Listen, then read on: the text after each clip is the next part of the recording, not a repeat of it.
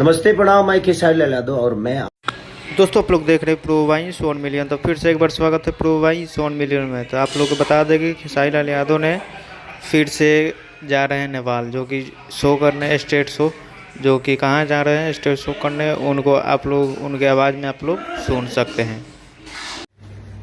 नमस्ते प्रणाम, मैं खेसारी लाल यादव और मैं आ रहा हूँ 16 नवंबर को मंसिर एक गते शनिवार दोपहर 2 बजे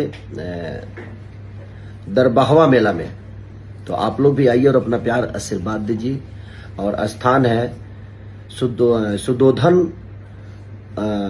गांव पालिका 5 जिला रूपंदेही नेपाल में।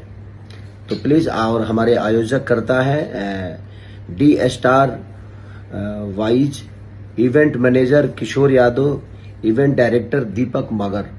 तो आप आइए और अपना प्यार आशीर्वाद दीजिए। 16 नवंबर को मंसिर एक गते।